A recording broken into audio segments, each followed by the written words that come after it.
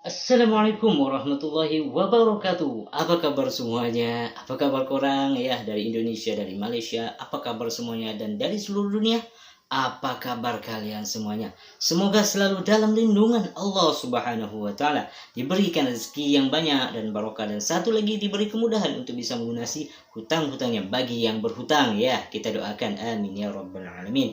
Oke guys, masih di Rahmat Pon Channel. Oke, channelnya Rahmat pastinya. Oke guys, hari ini seperti biasa saya ingin mereaksi yaitu dari video dari channelnya YouTuber Indonesia guys. Siapa sih yang tidak kenal dengan YouTuber ini ya? Yaitu Fikri guys. Fikri berasal dari Bogor, Indonesia. Ini tentang Malaysia guys. Makanya saya penasaran untuk mereaksinya ya kan. Di sini judulnya guys yaitu Kultur Shock di Malaysia Part 2 full. Seperti apakah? Saya pun belum melihat video ini. Yuk kita sama-sama tonton videonya. Sebelum menonton video ini ya kan, saya mengajak kawan-kawan semuanya untuk mendukung channel ini ya, Rahmat Pon Channel, dengan cara subscribe, like, dan komen. Dan jangan lupa untuk tekan tombol lonceng guys, supaya tidak ketinggalan video-video terbaru daripada Rahmat Pon Channel. Oke guys, tidak berlama-lama, tidak berbuang masa lagi, langsung kita ke videonya guys. Fikri. Assalamualaikum warahmatullahi wabarakatuh. Balik lagi bersama saya Fikri. Halo guys, bagaimana kabar kalian? Semoga selalu baik-baik saja. Semoga selalu dalam lindungan Allah Subhanahu wa taala, dan semoga selalu dijauhi dari segala mara bahaya dan kesusahan serta segala penyakit. Amin ya rabbal alamin. Dan jangan lupa guys untuk selalu bersyukur atas apa yang telah Allah berikan pada kita selama ini. Oke guys, kita akan melanjutkan culture shock bagian kedua. Yang pertama kemarin adalah tentang perbedaan waktu.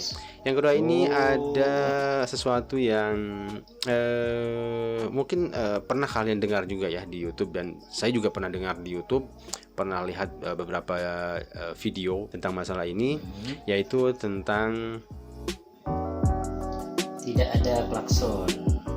Sebenarnya bukan tidak ada klakson ya, tapi nyaris tidak ada gitu, nyaris atau hampir tidak terdengar klakson di Malaysia itu gitu.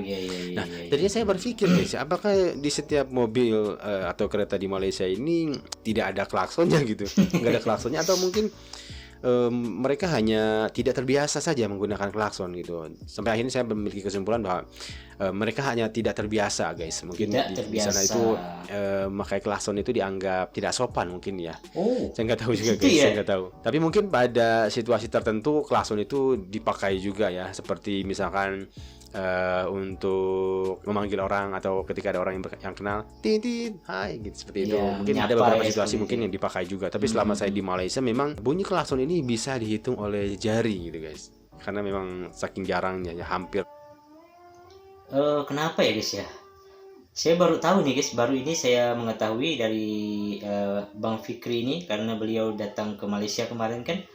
Jika korang memang tahu tentang ini, apakah memang menghormati ataupun takut dikatakan sombong atau segala macam ya, membunyikan klakson gini, silakan komentar di bawah guys. Oke, kita lanjut guys.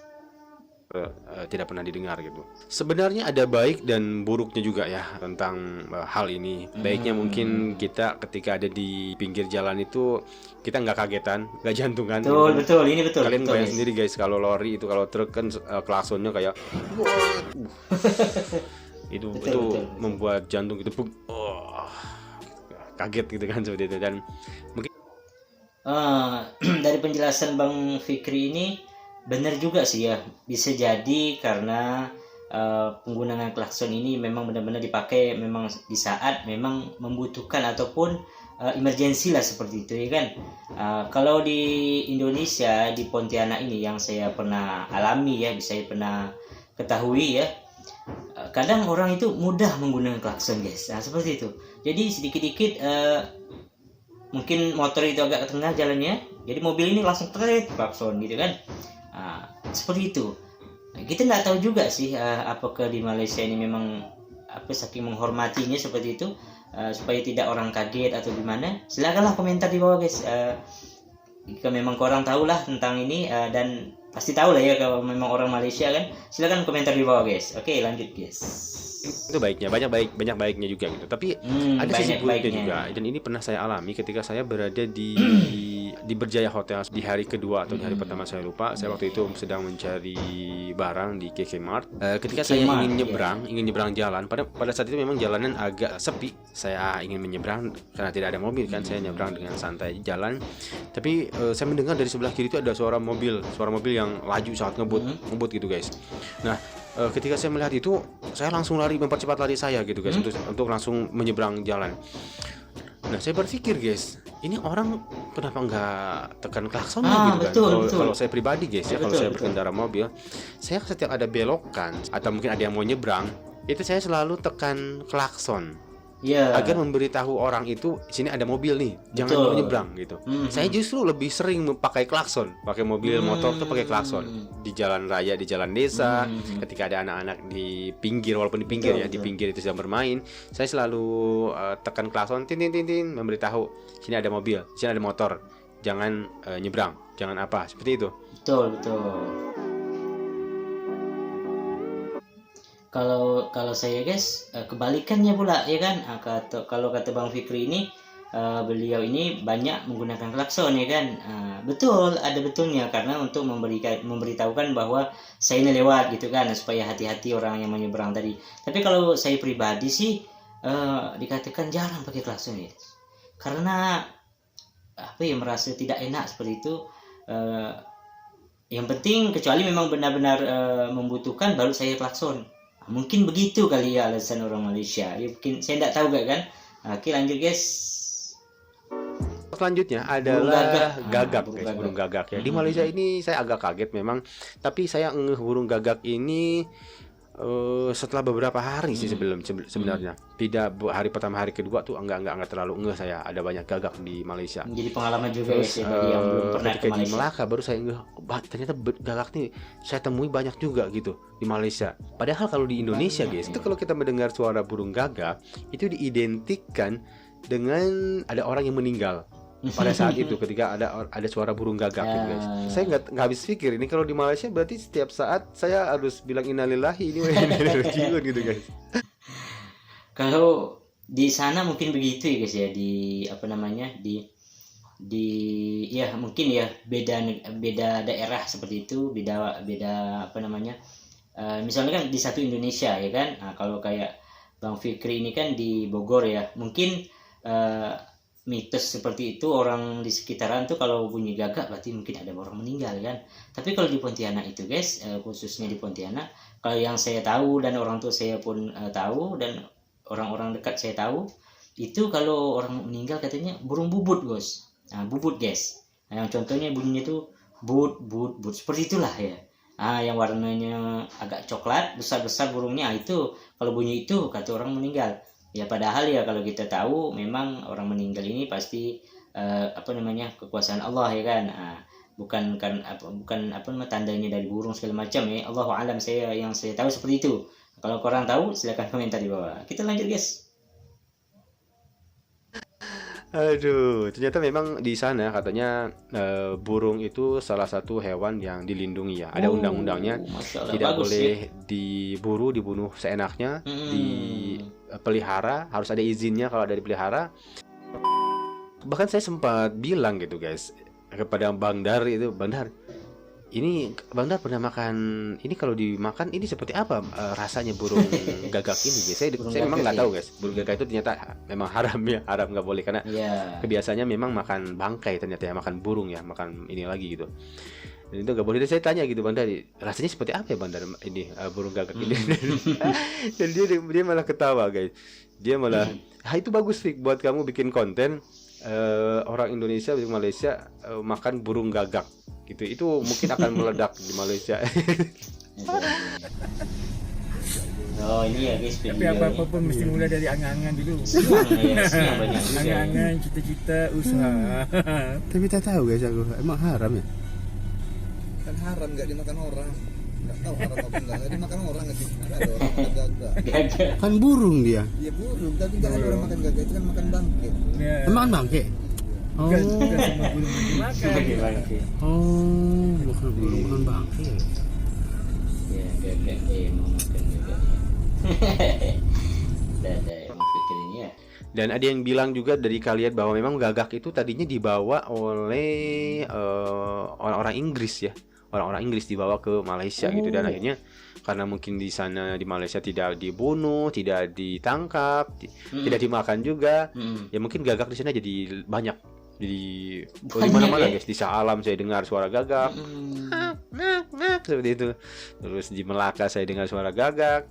Dan beberapa hari saya mulai terbiasa sih, ya. Tapi saya tangkap sulit juga ternyata guys, ditangkap. Nah di Malaysia ini banyak burung guys ya. Aku lihat juga di Shah Alam itu di kota malahan ada burung kayak burung puyuh itu, aku mau tangkap. Burung apa gitu, mau tangkap susah juga. Dan terus ada burung beo juga, ada burung. Tapi kalau di Indonesia itu burung-burung itu guys dipelihara, dikandangin gitu. Sayang sekali nggak bisa dibawa ke Indonesia itu. Betul. Kipas angin. Nah, yang selanjutnya adalah kipas angin. Nah, ini kipas angin ini saya nggak tahu guys ya. Saya pernah bilang di Kuala Lumpur itu panas. Wajar lah kalau di Kuala Lumpur itu banyak kipas angin. Di setiap rumah tuh ada kipas angin. Tapi saya lari ke Melaka, di Shah Alam. Itu semua rumah itu hampir di setiap ruangan itu ada kipas guys di atasnya. Kenapa guys ya? Padahal kalau bisa dibilang panas ya, panasnya seperti Jakarta. Di Jakarta ya panas gitu.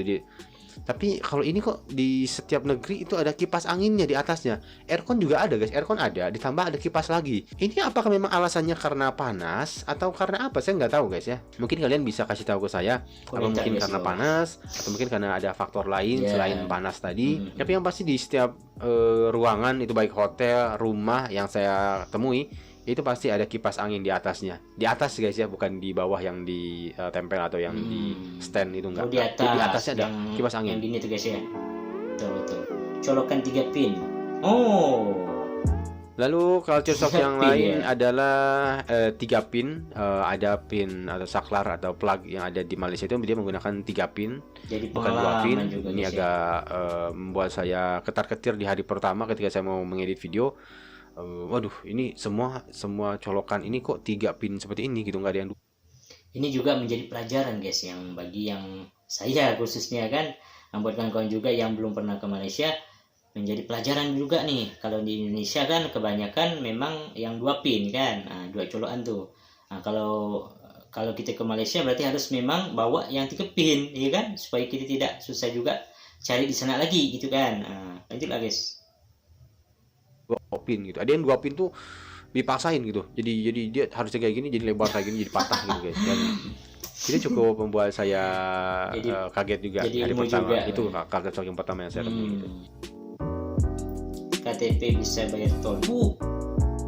Lalu selanjutnya KTP guys. KTP di sana itu ternyata bisa pakai untuk bayar tol. Saya baru tahu ya, karena berapa kali saya lewat jalan tol dan saya baru tahu bahwa memang KTP di sana bisa diisi kayak GoPay gitu, kayak bisa diisi kayak debit, itu bisa KTP di sana.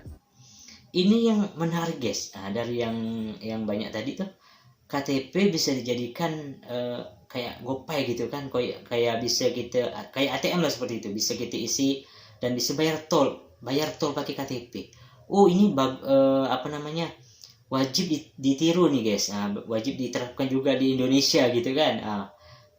Jadi KTP ini serbaguna gitu kan, bukan hanya untuk tanda pengenal, tapi bisa digunakan untuk bayar guys. Mantap ini. Ini mungkin bisa jadi ide yang bagus juga ya kalau di Indonesia diterapkan gitu guys. Kenapa enggak gitu kan, kalau mungkin ada teknologinya.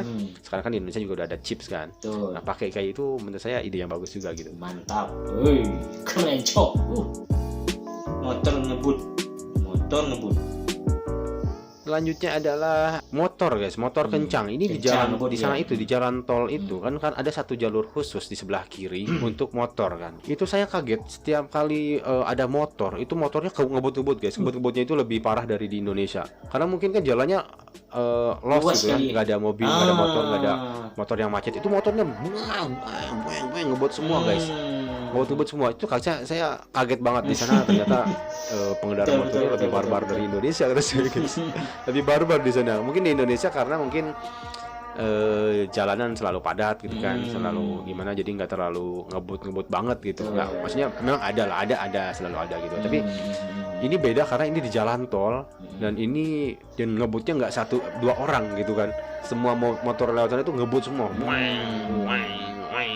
Itu cukup membuat saya kaget juga guys. Apalagi yang exhaustnya yang suaranya yang azan guys, menggelegar Oke, itu kita bisa potong sebentar ya. Membuat. Oke guys, mohon maaf tadi terjeda sedikit pas azan guys. Jadi saya teringat ya pesan Cak Lonjong ya. Cak Lonjong, yes. Seperti biasanya hanya sedikit mengingatkan untuk kawan-kawan yang beragama Islam, jangan lupa sholat dulu, Ray. Jadi kita sholat dulu guys, baru kita lanjutkan pekerjaan kita. Oke, langsung saja kita lanjut lagi. Berdesing-desing ada juga guys, ada juga ya. Tapi saya harus tegaskan kepada kalian semua bahwa ini bukan membandingkan satu dengan yang lain. Masing-masing itu memiliki karakteristiknya tersendiri. Jadi yang satu bagus itu belum tentu yang bagus untuk yang lain. Yang satu cocok belum tentu cocok untuk yang lain. Oke, sekian dulu mungkin guys. Jika masih ada mungkin culture shock yang terlupakan, yang saya terlupakan, mungkin kalian bisa tulis di kolom komentar di bawah ya. Tapi mohon maaf jika ada kesalahan kata atau kesalahan data yang saya sampaikan, mohon kalian koreksi di bawah guys. Karena mungkin saya baru 11 hari ya, mungkin saya belum bisa menyimpulkan juga semuanya dengan baik dan benar. Saya mohon maaf jika ada kesalahan itu guys ya. Oke, sekian dulu mungkin untuk video kali ini. Sampai jumpa di video selanjutnya. Assalamualaikum warahmatullahi wabarakatuh. Waalaikumsalam warahmatullahi wabarakatuh. Oke guys, barusan sampai kita sama-sama melihat video ini ya, Bang Fikri ini ya lumayan lama ya, 11 hari di Malaysia dan banyak culture shock ya, sehingga banyak perbedaan, bukan sih perbedaan ya, benar kata Bang Fikri tadi bahwa tidak semua yang berbeda itu jelek ya kan. Mungkin di sisi negatifnya mungkin lebih banyak sisi positifnya seperti itu. Di Indonesia juga begitu, banyak orang-orang yang ngebut, anak-anak motor segala macamnya ya begitulah guys.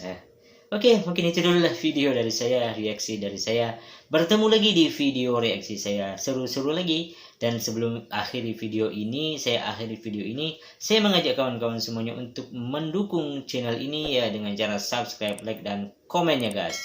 Di awal tadi saya sudah mengajak juga, dan sekarang saya mengajak juga kepada kawan-kawan semua supaya jangan lupa guys, mendukung channel ini supaya semakin berkembang lagi guys. Tanpa dukungan kalian, Rahmat Channel tidak ada apa-apanya guys. Oke, itu dulu video dari saya. Assalamualaikum warahmatullahi wabarakatuh.